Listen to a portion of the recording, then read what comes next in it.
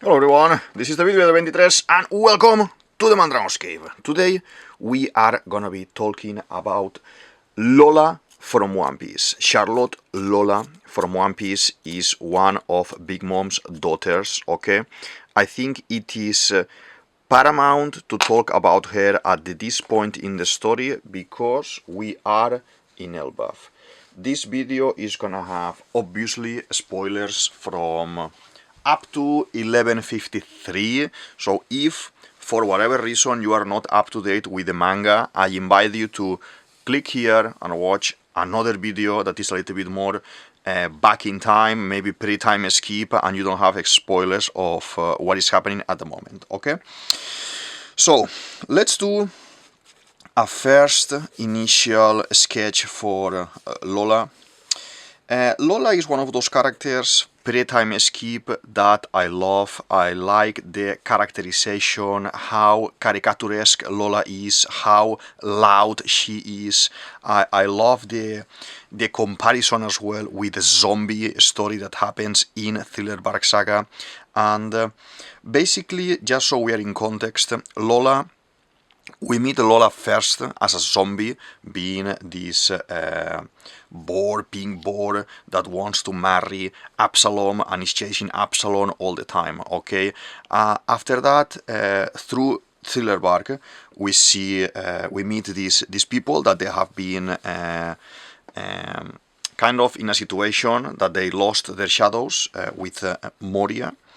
And what happens is very interesting because Nami ends up befriending Lola, and Nami helps Lola and her people to basically escape from this place and get rid of Moria, etc., etc. So why is very important Lola at this moment in the story? Because we know ages ago it is confirmed that Prince Loki from Elbaf wanted to marry, was in love with Lola. Lola is not the prettiest of the prettiest, and everyone, after seeing Loki, now that he's kind of like a very handsome guy, so everyone is like, how, why, and what happened here? Obviously,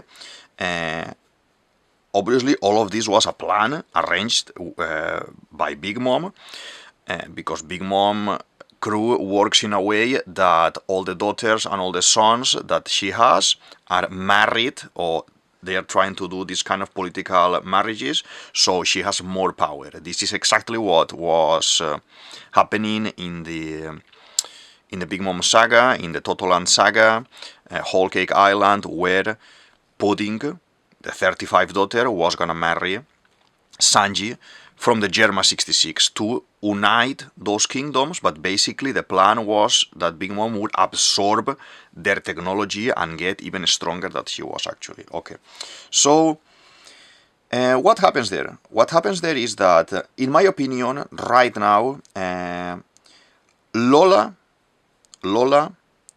needs to come back in the story. Lola needs to show up in Elbaf at some point, probably meet Elbaf when Loki is in crisis, because they should know each other. Even if they didn't marry, they should know each other. And Lola should support Loki, not in a massive role, but in a kind of mental state that he's gonna be, okay? He's gonna need at some point reassurance. We have seen in 1152, 1153 that Loki, the accursed prince that is called, he is like a very poor kid, okay? Since the very beginning, no one loved him. Not even his own mother. This is trauma that the character is gonna have. This is why he has the eyes wrapped. There are two chances here that happened in the story. Or Loki, like Fujitora, took out his own eyes and ripped them off, like Fujitora cut them, or he's just wrapping them so no one can see his, let's say, shame. I will call it like his shame, because I think for we see in the episode at the very end, we see the reveal of the eyes. We see how Loki cries being a baby, being a newborn baby. He cries and he tries to reach to people, to his mother and to people in general, and no one wants him, no one loves him, okay? And we need to be very conscious of this. For a baby to be self-aware at that stage means that he is very strong. He has capabilities to become one of the strongest characters in the series. We know this already. We have seen his power already. He may be some sort of connected to ancient weapons as well. We talk a couple of times about this in the series, in these videos that we are making here. But the thing is, why would Oda put Loki in this situation? So I think we have the key in 1153 with the relationship that is portrayed in his father, King Harald's adventures. In King Harald's adventures, we see that he's traveling around the world. Basically, he doesn't care about anything. He can't find, I would say, a strength on the world. He thinks that everyone is very weak and very tiny. He doesn't respect anyone. He's just the best, basically. So what we see with this is a change in a person, because he meets a woman, he meets a girl, okay? He meets Elbaf there, and what happens is something that we mentioned in the previous analysis that I'm going to put here as well in the corner. In the previous analysis we were mentioning that there's got to be a woman that is going to make him change his perspective in things and make him good, because he doesn't look like a good guy at the beginning. He looks like a very reckless and mischievous guy. He looks more like Loki than Loki himself, okay? So with all of this in consideration, let's do the hat here. I think it was like this shape. She's very funny. I'm gonna go for the cartoony aspect of Lola. I'm gonna make her even more cartoony than she is, probably, just to potentiate the funny aspect of the character. But as I'm saying, we see a change in Harald that was basically a fighter. Basic like in his core, he's a fighter. He's a conqueror. He wants everything. He's like very. I would say like Roger in some sense as well. I expect as well probably Shebek when he's revealed to be something like that. But what we see in the episode in 1153 is the evolution. This moment in time that we all of us have, like woman and man, when you meet someone and you mature and you take things seriously and you try to learn new things for the sake of being in a better position. And Harald experiences this progress with Elbaf, and they have the kid that is Jarondine, and then there are these kind of shadows. They look like shadows. Like elderly people or elderly advisors in this Elbaf community, that when he says, oh, we had the kid now and we want to get married, they say, no, you need to marry royal blood as well, you need to marry ancient blood, pure blood, basically. Like a little bit similar to in Harry Potter with the pure blood concept. And I like the developments because it's giving us juice for the story. I like how this dark manipulation seems a lot like world government manipulation. I explained in one of my videos about Jarul, that I'm gonna put here, being corrupted. I don't think Jarul and Jorul were in this advisory role at that time, maybe because they are drawn normal, they are not drawn in shadows, but those four characters look pretty similar, I would say, to Gorosei. Gorusei type of silhouettes. So I don't discard the idea that maybe the government, the world government, was behind this union all the time as well, wanted some sort of control already at that point, and we had this this negation of marriage for Harald. Okay, so this is something that in medieval times, in Viking times, you know, in ancient times, it was happening all the time. Convenience, you know, the kingdoms were connected like this, that they will marry a prince with a princess, and then they will be the heirs of both kingdoms, and the kid will rule everything, things like this. And I think after the whole denial of Loki after being born, you know, Harald is asked to marry this other girl, Astrid. Astrid is very arrogant person, and is very self-centered, very money-centered, and it is something that it doesn't fit with our new Harald, that he has matured with the girlfriend that he had up until then, okay, and having a kid and everything, okay. So the thing is, with all of this happening, Loki is born, Harald is not there at that point, we don't know where Harald is, probably adventuring around and traveling around like he's doing with Dorian Broggy and everything. I love the concept of Dorian Broggy being very tiny, very kids and everything. I love this. This is gonna create a lot of merch as well, but the thing is, as soon as the kid is born, we see the face like he is the devil. He has the horns, he has the eyes, like he's like a little devil. This may be connected to ancient blood of the giants. Maybe the ancient giants were actually like this. It could be. Maybe these are capabilities like Shirahoshi's capabilities, that every 1,000 years or whatever year the chosen king will be born, and the two kings that the Sea Kings were mentioning when we arrived into Gyojin Island weren't actually Shirahoshi and Luffy. It was maybe Shirahoshi and Loki, and they are connected there, and maybe they end up together somehow as well, ruling both kingdoms that are different than the rest of the kingdoms. Could be as well. I would like it.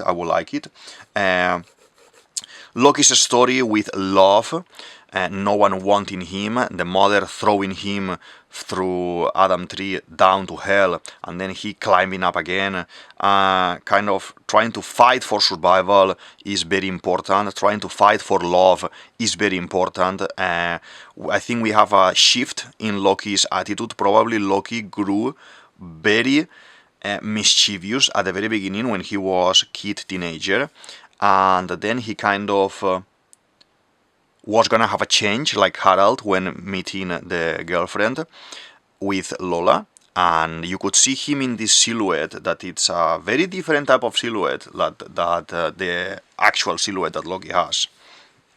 And basically in this silhouette Loki looks more cute, nice, good, with a flower, in love, positive, and the Loki that we meet now is reckless, and he looks bad, okay? I think Loki is good at the end of the day, that I'm gonna put this video here as well about Loki being good, but at that point I think he needs a change, a transition like the father had, and I think maybe Lola could come into that part, like we know that Loki, because his shame and because the approval of the mother, the disapproval of the mother, he takes off his eyes or decides to wrap his eyes, and that means that he's blind and he can't see people, he can't see anything.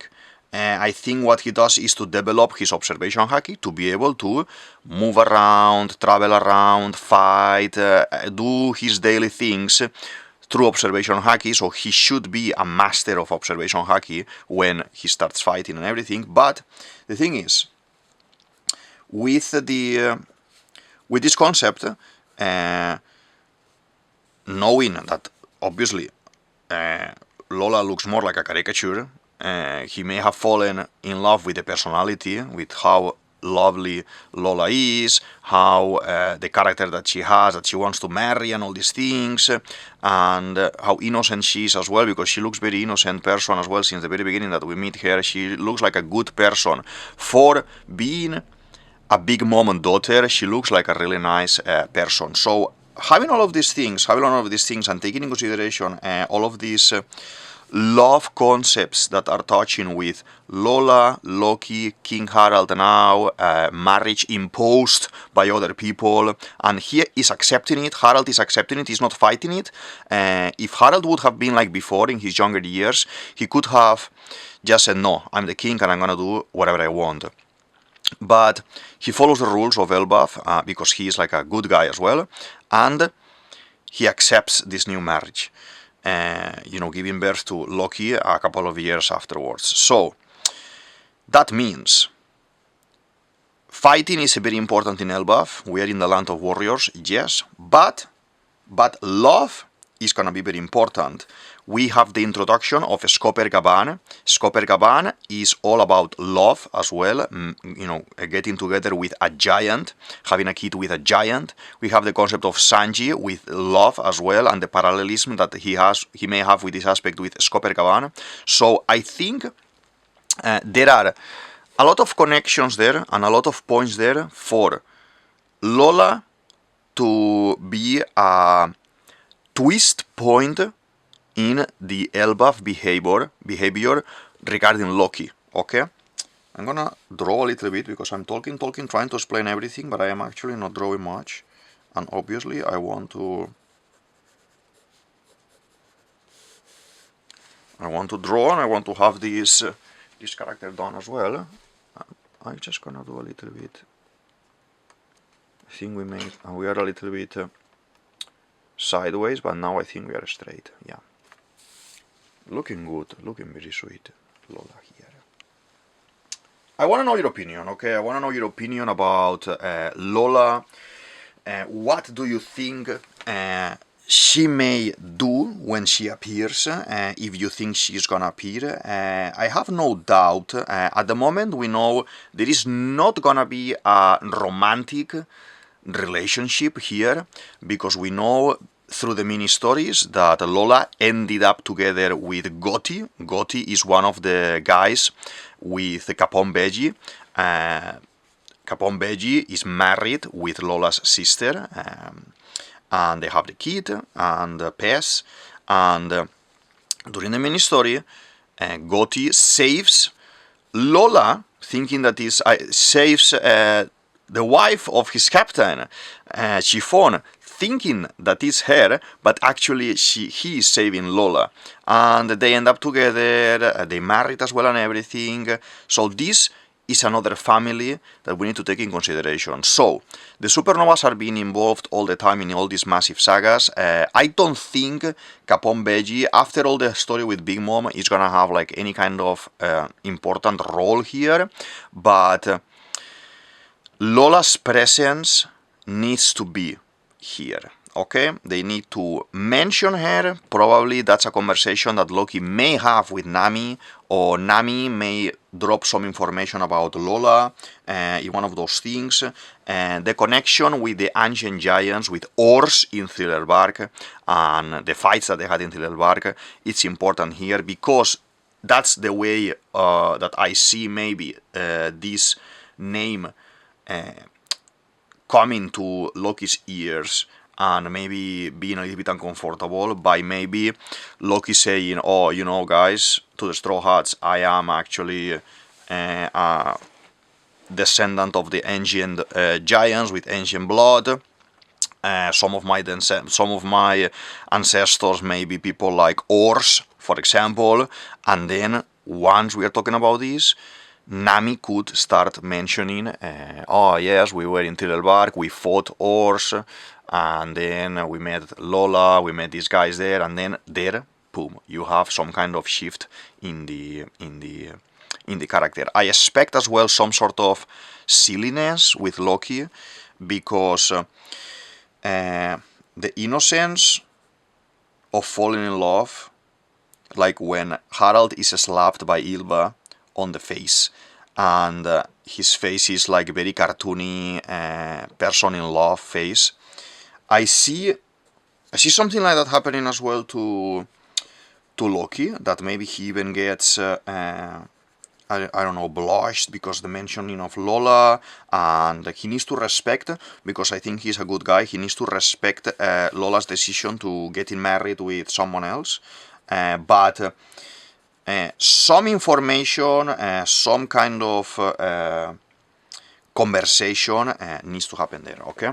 So this is looking good so far. We have the cape, this kind of half-broken coat that Lola has here. We could have done as well the board, the zombie design, but I think with something like this we are very nice, very good. Like this. And let's not forget about the swords here on top. Okay. I don't see people kind of making a fuss about Lola and if she's gonna be mentioned or she's not gonna be mentioned. It was a kind of main point during the introduction of Elbaf, the introduction of Loki in the past, in the flashbacks, the concept of the alliances between the Giants and Big Mom. Big Mom is very, very tied to Elbaf. She was banished from Elbaf, she was gonna be killed. I'm gonna put my Big Mom video here because I think she is not dead. I would 100% say that she's not dead. I think the volcano explosion that happened at the end of Elbaf, at the end of Wano, Big Mom was in there, Kaido was in there. I think it threw them very far, and they may be in other parts of the map, like Elbaf now. Big Mom's story needs to finish here. There may be as well a face-off between Big Mom and Loki, kind of an argument, by even if Big Mom is upset with the daughter, saying, oh, you know, the daughter didn't marry Loki, so the union, the kind of alliance didn't happen. I kind of suspect that she may be upset with Loki, and she may say something like, oh, why would you say yes to why would you accept that she run away, for example? Why wouldn't you chase her until you find her and marry her? And there needs to be some clash there. I expect some sort of clash there, like kind of Loki could just swing the hammer on Big Mom and throw her away or something, just to, you need to display in a radical way how strong Loki may be, how even maybe can be above Jonko level, because as we go into the end of the story, we need to have stronger and stronger characters. Loki is a titan, basically, and he should be stronger than everyone, but stronger than the strongest. You know, if you know what I mean, okay? So Kaido, Big Mom, they rule the seas, but Loki didn't want to rule anything. Loki, what he wanted was to follow Shebek. He wasn't accepted. He wasn't loved by Shebek either. So if you see the concept of love and the concept of acceptance there is very delicate in this character. So the thing is, what happens now in the last episode is that Loki is invited to join the Straw Hats. He straight away denies, and he straight away says no. We have seen this many times with Luffy. I don't think we are gonna have Loki as a character that is gonna be joining us. I doubt that's gonna be a situation. You never know with Oda. Not because the logistics, but because the needs of the story. Like, I didn't expect either Momo to be coming with us because Momo needed to rule. I think Loki needs to rule in some sense. Not the land. I think that's gonna be for Jarundin. Jarundin is gonna be accepted, and Jarundin needs to be the next king. Loki, that is supposed to be the next king, but his aim is something different. His aim is traveler. He wants to be a pirate, a traveler, like going with Shebek. I don't think he wants to rule as such. He was ready as well to follow a man who was a pirate, in that case Shebek. He may be now willing to follow Luffy instead. I don't think Shebek was a bad guy. I said it 1,000 times already. I think the story that we have, like in real history, is written by the winners, and no, that doesn't mean that the winners are good. And in this case, the world government in One Piece, we know they are very, very, very bad guys. We have seen the corruption that they have everywhere, so I expect Harald to be good. I expect Shebek to be good, like Roger was good, and plenty of things like this, to be honest. I want to know your opinion about all of this, because it's important for the development of the story, to be honest. Let's do the eyes, just very silly face, very silly eyes. Okay, like this, like this. I want to quick do all of this quick. Okay, looking good. Please go to the comment section down there and explain or share your opinion about Lola. Share your maybe if you have a theory or you have an idea that you may consider. Like, I think Oda wants to show this with the connection with the two characters, and how is this gonna be? We know as well that Luffy, like Momo, can feel the presence, like Shirahoshi. This is kind of something like ancient weapon, or still mystery related, mystery of One Piece related. So I think Loki is able to do something like that as well, and by the wanting to marry Lola, I think he was in despair as well, in the sense of he was desperate for love, and he tried. I don't think Elbaf, if Elbaf doesn't want him, I don't think Elbaf would arrange any kind of marriage for him. I don't think Elbaf will take care of him.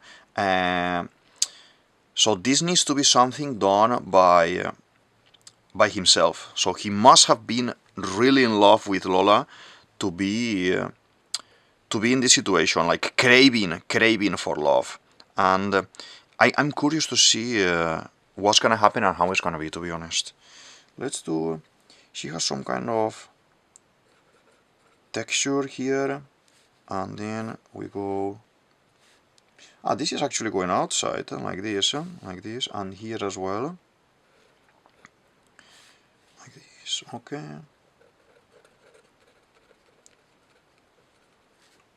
like this.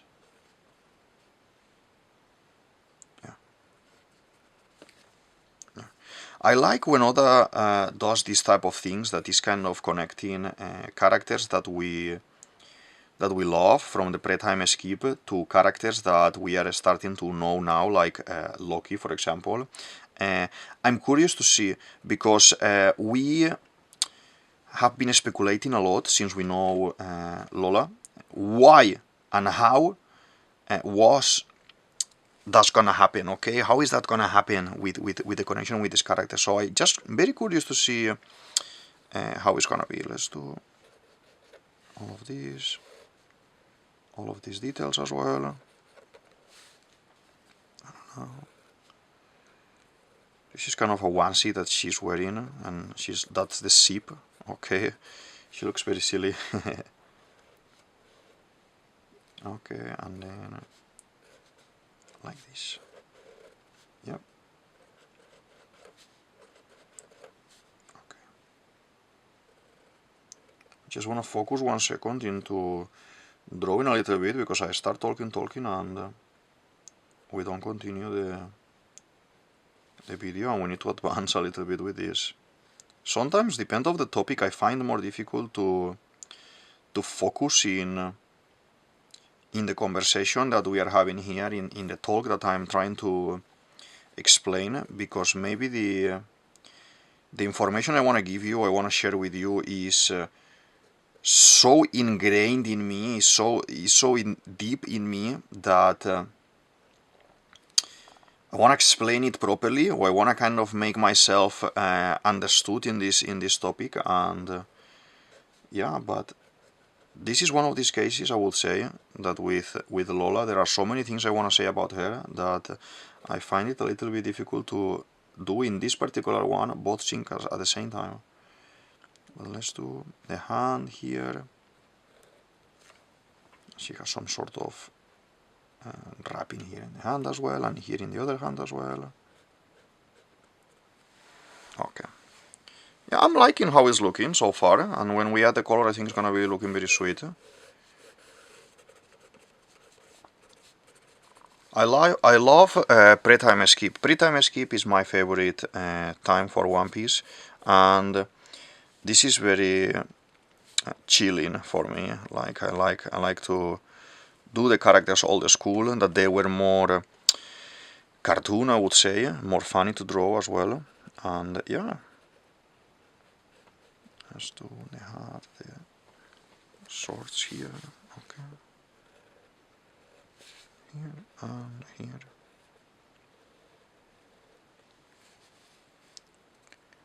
The swords are always a little bit difficult to draw because they have all these details. I'll do like this. Okay. Okay.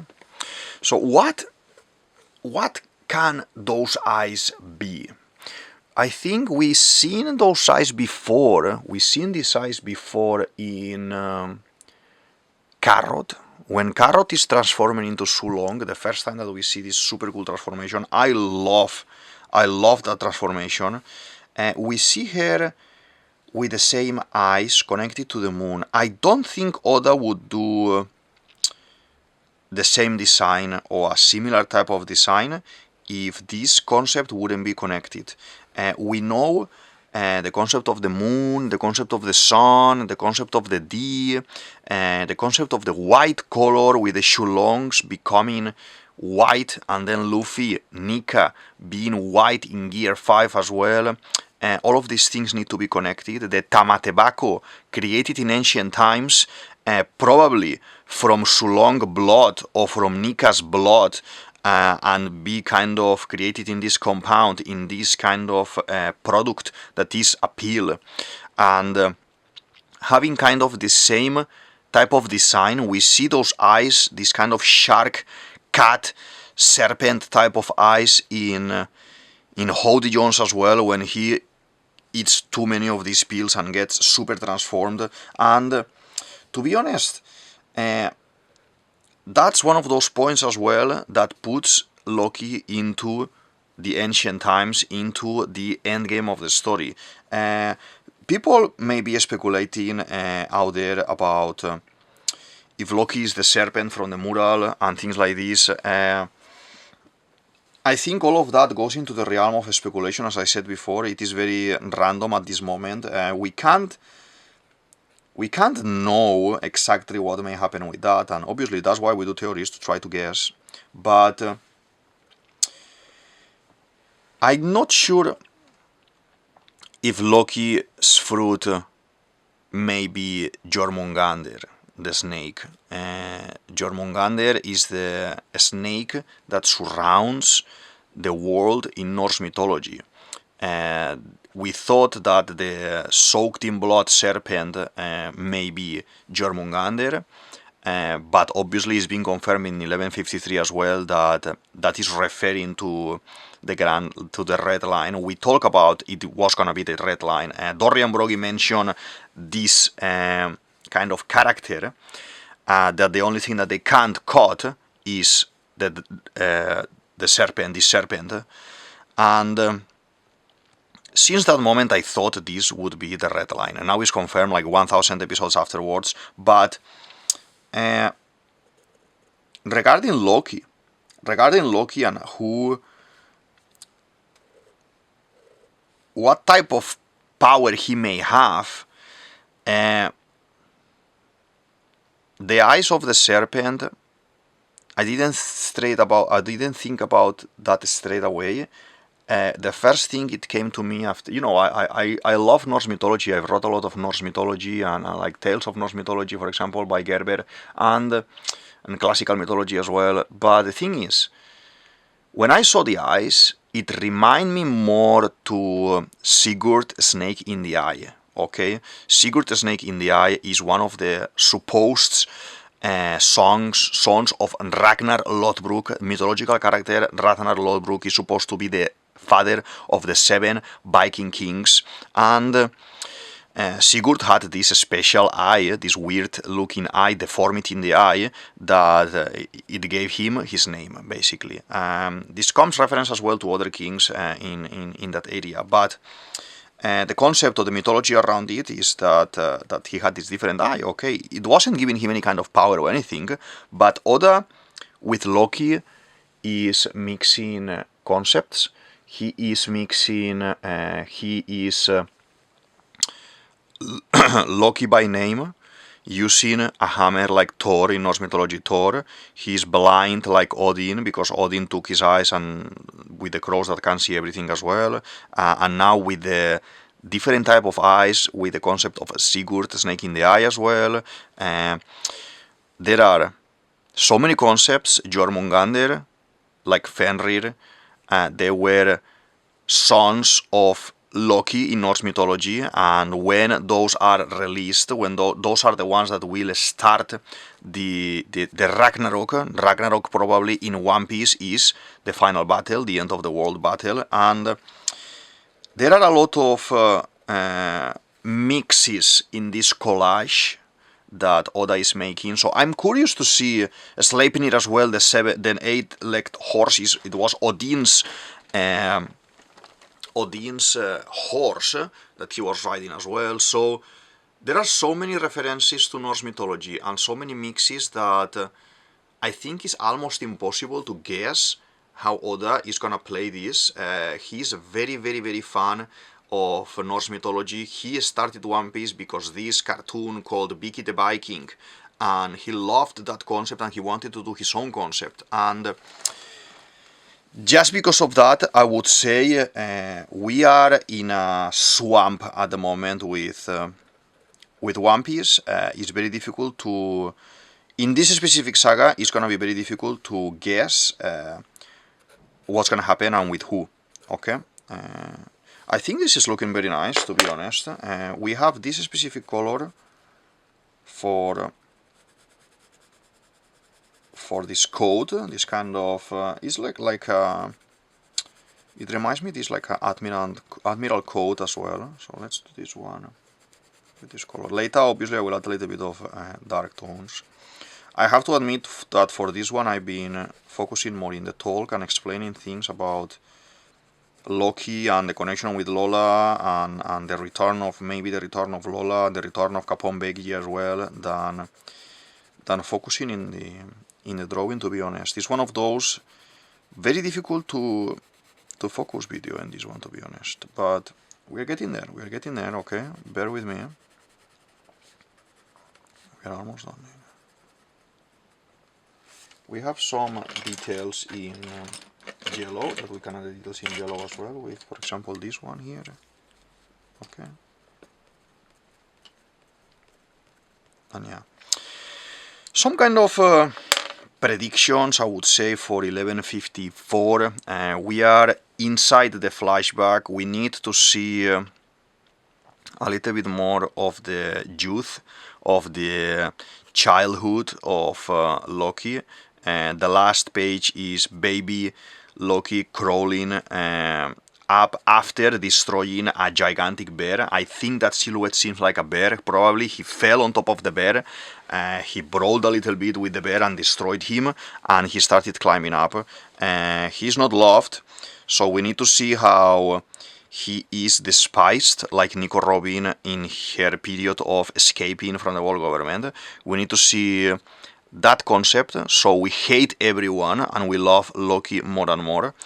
Oda does this all the time, so we love a character that we hated at the beginning. Not myself, I already have like months and months of videos saying that Loki is good. But yeah, something like that, I expect that is gonna happen. It's gonna happen now. We're gonna see teenager Loki being teenager Loki, being bad, being very difficult with everyone. We are gonna see as well some sort of elders, these kind of shadows elders that they may be the Gorusei, including a little bit Jarul and Jorul, but not much, so they can be there but not deciding, they are just being manipulated as well like the rest of Elbaf. I see maybe these guys kind of arranging this kind of marriage, or trying to arrange this marriage with Lola, and Loki changing his attitude after meeting Lola or after talking to Lola, because he is despised by everyone, and the possibility of having someone next to him like Lola that is gonna love him and is gonna make him happy and even have a family and everything, something that he never had. It's very interesting. We need to see as well in 54 the connection that he has with Harald. We need young Loki with Harald before Harald gets corrupted and he becomes more bad again. That is very, very important for the story. The despise that we see is from the mother, is gonna be from the people in Elbaf, but I don't think it's gonna be with the father. The father figure there, it needs to be very remarked, I would say, and very, very important for the development of Loki. If not, I think Loki would have left Elbaf ages ago, and he would have gone in his own adventure and never returned. But he kind of loved his father, because we can see this in 1152 as well. When he's gonna see the father, he's like, oh, you know, he summoned me, I'm coming. He knows he's doing dealings with the bad guys, and he doesn't like that, because those guys killed Shebek. But he comes to the father. That means the father has been good to him, and he will listen to the father. I think, and I said it before, but I will explain it here again, because I think it's very relevant and very important for this story. What happened there is that probably Harald got manipulated, some sort of even dummy reversed, and what we see is Loki entering the throne room with Jarul, seeing that the father is crazy, attacking everyone, and how Harald needs to have a crazy amount of haki, a crazy amount of control. Probably he asked his soldiers to kill him, but the soldiers weren't enough to kill him.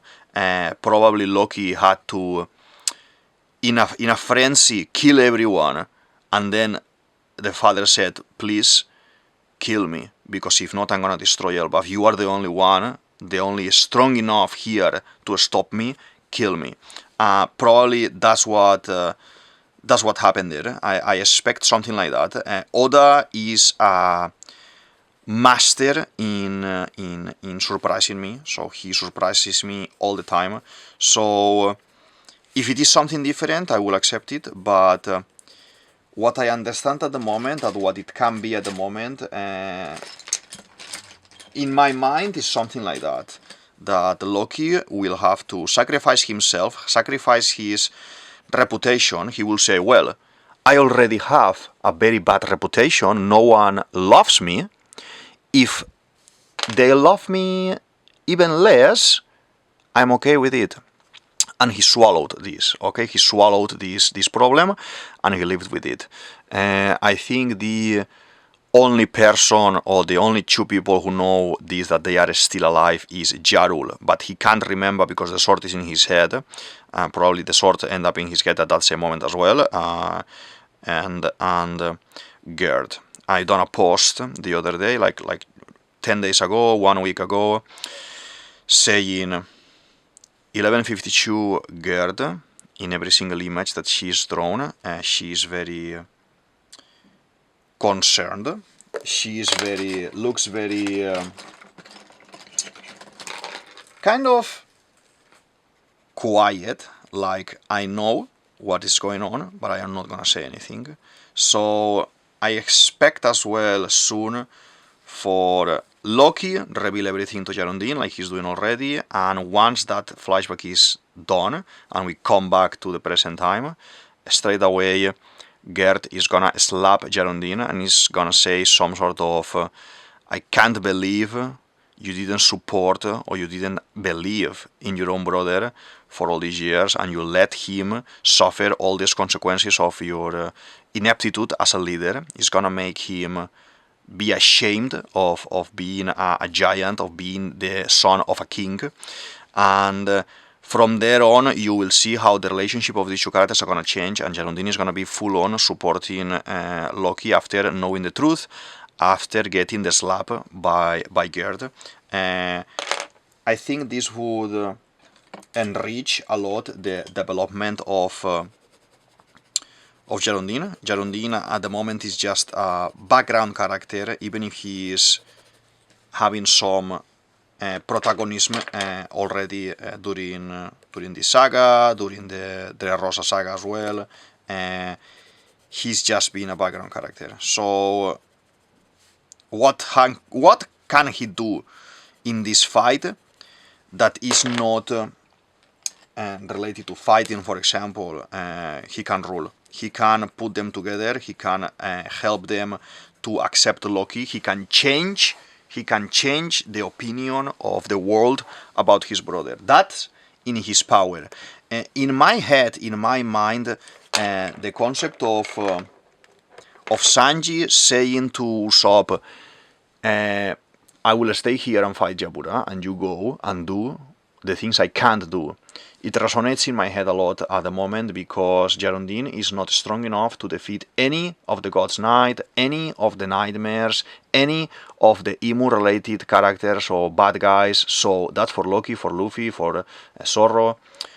So Geraldine can be the speech man who is gonna make everyone accept Loki and make way for Loki. Loki needs to go from point A to point B and needs to focus, like when we do this with Luffy, that Zorro is stopping someone, Sanji is stopping someone else, so Luffy can just barge in, run in the middle, and attack straight away. So I expect that's Geraldine's role in the Elbaf story. I expect Geraldine end up being the king. The king. Loki will say, brother, I am not born to be king. I don't want to do this. I want to just go on an adventure. I want to keep an eye on something else. I don't want to be the king, okay? And Geraldine will take over. He deserves as well to take over, I think, because he is the firstborn in theory.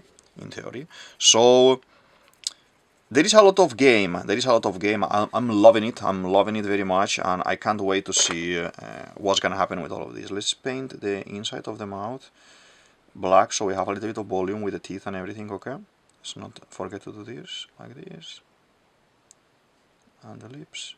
There's some lines here. Signature lines that Oda always draws in the mouth when drawing a character.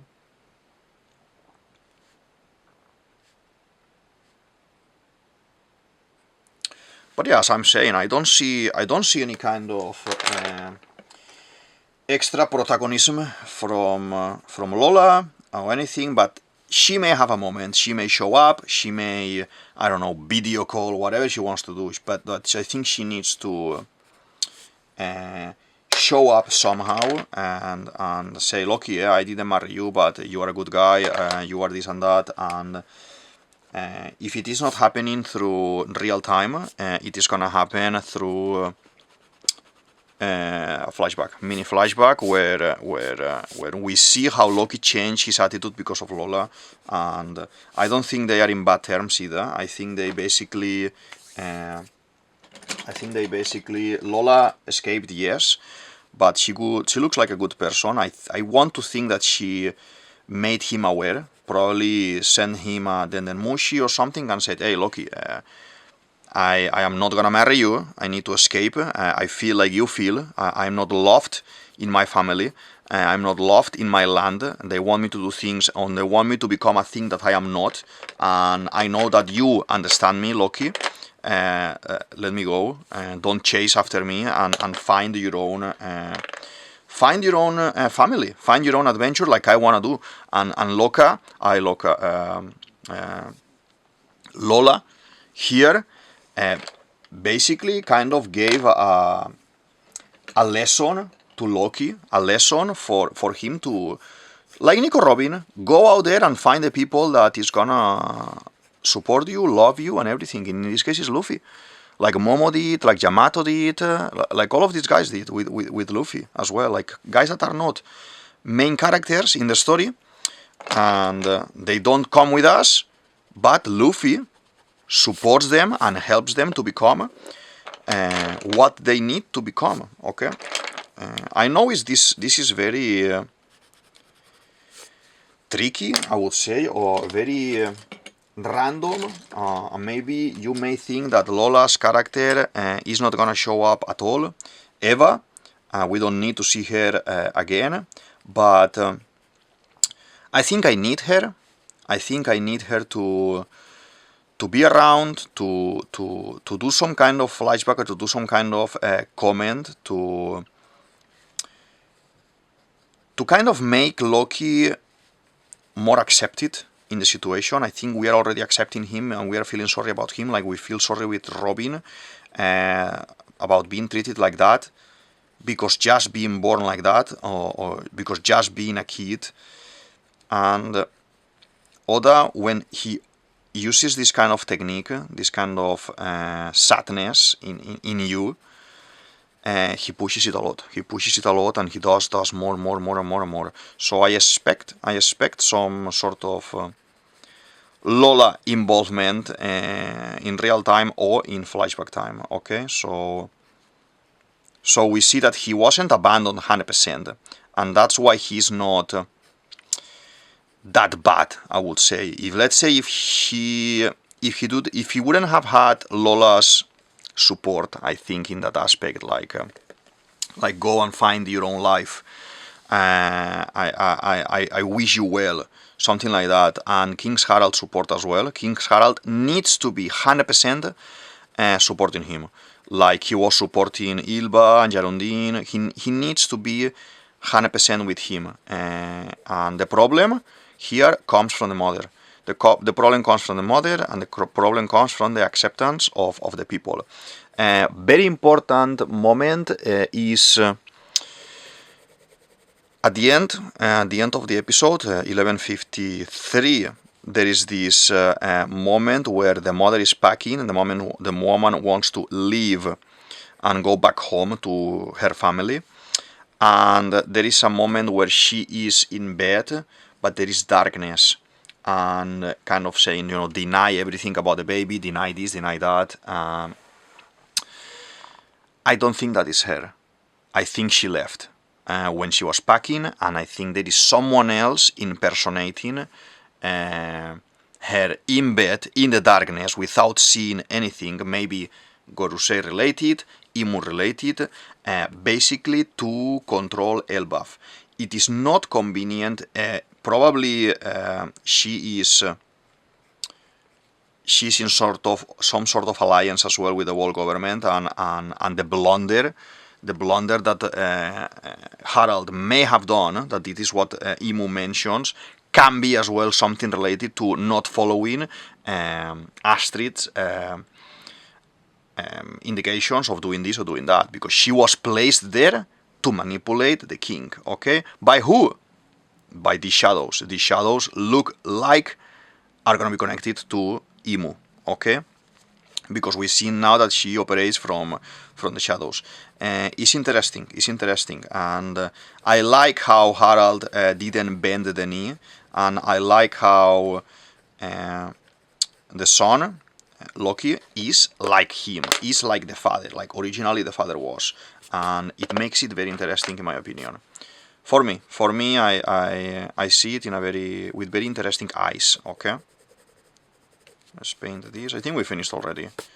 This is more like a chewing gum type of design with the pinks and everything, looking interesting. And we need to add a little bit of dark here. Okay, for the tone of this kind of scarf or something that she's wearing here. Okay, but we are done. As I said, Capone Begji, I don't think he's gonna do anything. Maybe he's just gonna bring her here. Or maybe he's gonna connect the call so they can talk or something. But she needs to do a move. She needs to do a move. Her importance was with Nami and with the sister in Whole Cake to help them, and the twin sister as well, and now in Elbaf. So she has two main reasons to be in the story, and those are these two, Loki and Big Mom and Nami.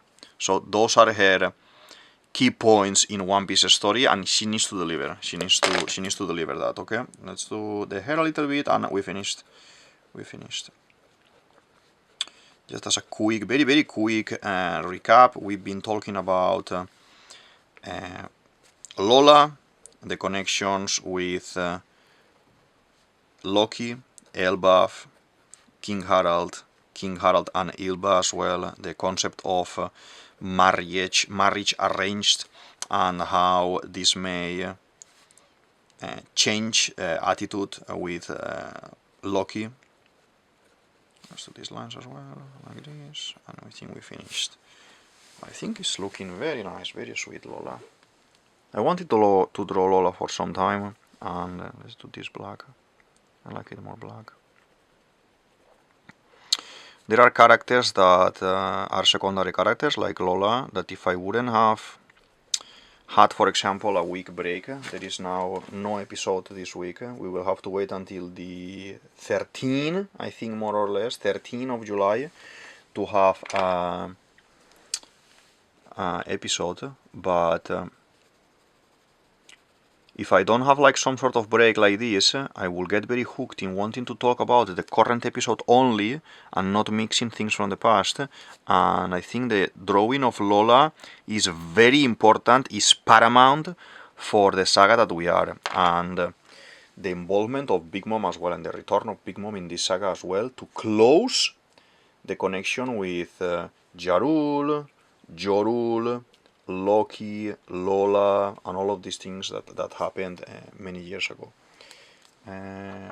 This on the side, the band-aid that she has here on the side, a little bit, and we are done. Let's sign for today, okay? This is DavidViadel23, DavidViadel23, you can say it as you want, and this is the Mandragon's Cave.